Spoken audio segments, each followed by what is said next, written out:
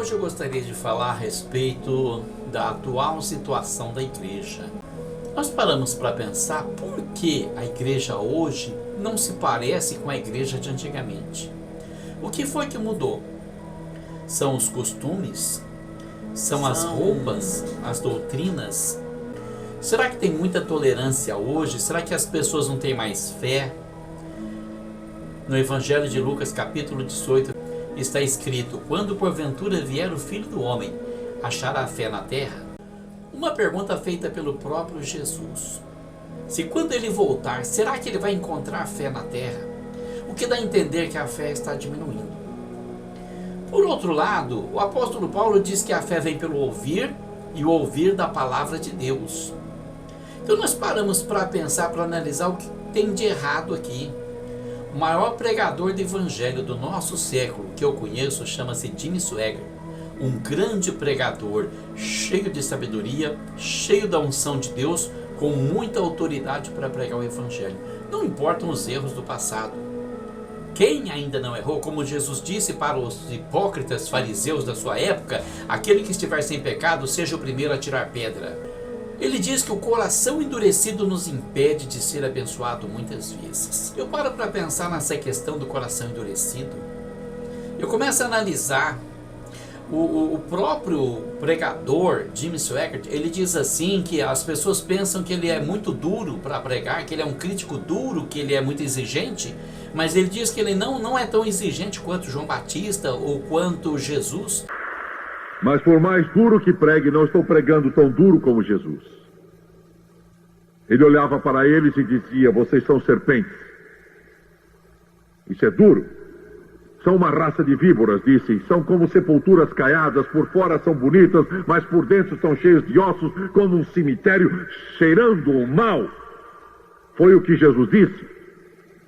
Eu ainda não fui tão duro assim. De quem estava falando? De uma Maria Madalena possuída de 7 demônios, do trôpego Bartimeu, o cego, na estrada de Jericó, ou do pequeno Zaqueu lá no alto da figueira? Não! Estava falando da hierarquia religiosa da época. Oh, Deus! O que a América precisa hoje, mais do que nunca precisou antes, é alguém que seja cheio do Espírito Santo, como João Batista, que se levante e diga: Jesus é o Senhor, Jesus é Rei, Jesus é Salvador, é Jesus o que batiza no Espírito Santo, é Jesus o Rei vindouro, é Jesus Cristo o mesmo ontem, hoje e eternamente. Fui examinar o discurso de Jesus e comecei a comparar com o discurso que muitos pregadores pregam hoje, e eu encontrei uma enorme diferença. Jesus não saía por aí pregando o evangelho dizendo: olha, o Pai vos ama, o Pai ama todos vocês, como muita gente sai. Não condenando as pessoas simples, que às vezes não tem uma mensagem mais polêmica, uma mensagem mais profunda do amor de Deus, e vai dizer: Jesus te ama, amém, glória a Deus, cada um está fazendo a sua parte. Mas muitas vezes a pessoa fala isso porque ela não quer se envolver em polêmica.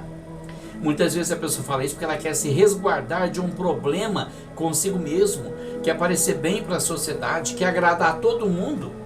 E esse é o problema da igreja hoje. O problema de não ter mais salvação, de não ter mais batismo com o Espírito Santo, de não ter mais revelação, de não ter cura na igreja, é que a igreja, ela está seguindo o padrão do mundo, está tentando agradar o mundo ao invés de agradar a Deus.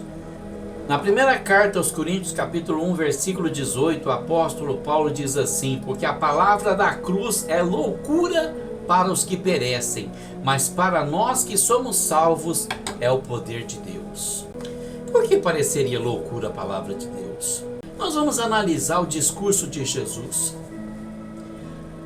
Lá no capítulo 6, versículo 68 do Evangelho de João, nós temos uma situação bastante constrangedora, porque Jesus estava pregando um discurso que muitas pessoas não aguentaram. As pessoas disseram para ele: duro esse discurso, quem pode ouvir tal coisa? Quem suporta isso? Tenha santa paciência, isso é coisa de se falar. O próprio Jesus ouviu isso, essa crítica dura aí. Porque o sermão dele era duro, era crítico e machucava as pessoas. E a palavra tem que machucar a pessoa para ela entender que ela tem que mudar de ideia, mudar de posição, mudar de vida. Quando a palavra é muito branda, a pessoa se acomoda. Olha, irmão, Jesus te ama, tá tudo bem, você não precisa mudar nada. A pessoa pensa, se Jesus me ama, então tá tudo bem. Não preciso mudar nada na minha vida. O que eu preciso mudar? Jesus me ama. Isso é bastante. O amor supera tudo, não é? O amor cobre todas as falhas, não é? Mas não é bem assim. O evangelho não é bem assim. Paulo diz, não aprendestes assim a Cristo. Então o que é que nós temos que aprender? Observar o discurso de Jesus. Ele estava pregando ali uma doutrina que foi pesada aos olhos daquelas pessoas. E elas resolveram ir embora.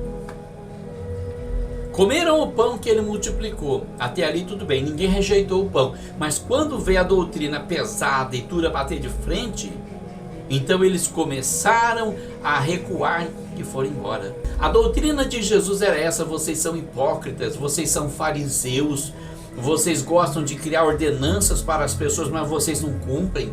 Vocês não se esforçam para entrar no reino dos céus. Vocês evangelizam uma pessoa, mas depois vocês o tornam filho do inferno 2 vezes.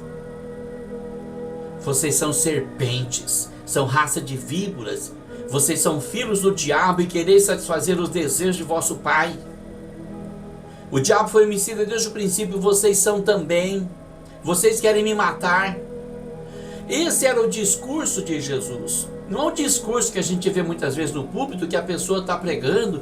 Você precisa vir para Jesus. Jesus é amor. Olha, ele não se importa com o que você está fazendo. Se importa sim. Nós vemos que hoje existem igrejas de todo tipo de gente. Tem igreja de lésbica, tem igreja de gay. Sabe, eu sempre repito a mesma coisa: ser gay, ser lésbica é pecado sim. Não é mais pecado do que o adultério. Nós não estamos condenando um pecado e deixando o outro, mas todos os pecados, eles são condenáveis diante de Deus. O adultério, a traição, a prostituição, a fornicação fora do casamento é pecado, abomina aos olhos de Deus, porque não foi com esse propósito que Deus criou. E mesmo o casal, marido e mulher que são casados no papel, são casados na igreja, se fizerem sexo anal, é pecado diante de Deus, porque Deus não criou esse aparelho para isso.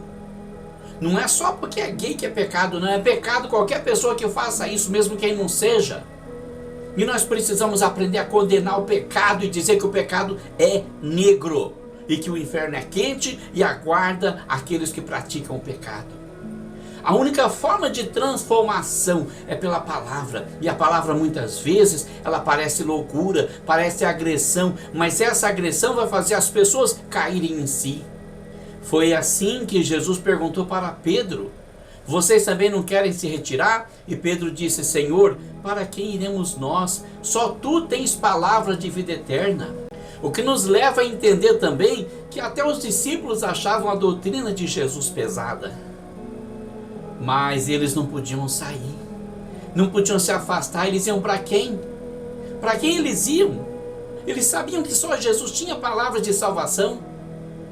E nós temos essa tendência de querer nos afastar de Deus, de achar que está tudo bem, que o amor de Deus vai cobrir os nossos pecados e que Deus vai nos perdoar de qualquer jeito. Não se engane o teu coração. Se você se desviar do Senhor, você vai para o inferno.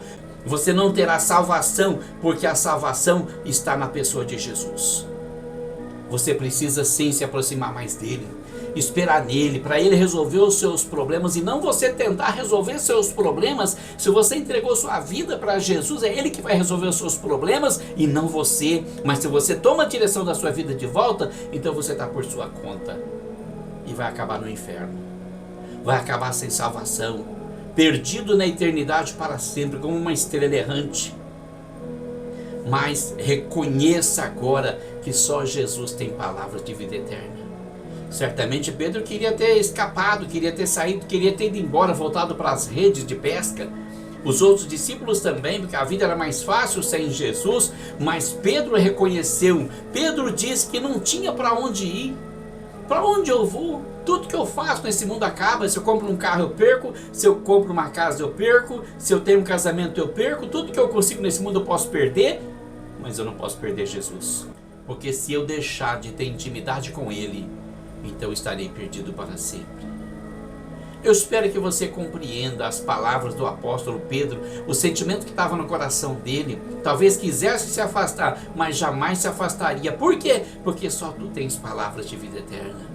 E naquela noite em que Jesus foi traído, Pedro negou Jesus 3 vezes, mas quando se deu conta do seu pecado, ele saiu para um canto, ele chorou amargamente, se arrependeu e esperou o momento de pedir perdão para Deus. Talvez esse momento esteja chegando para você agora. Talvez seja a hora de você reconhecer a miséria que você fez na sua vida, pedir perdão e ter um propósito firme de fazer as coisas certas de uma vez por todas. Que Deus te abençoe, que Deus abençoe sua família e o Brasil e o nosso presidente Bolsonaro, em nome de Jesus.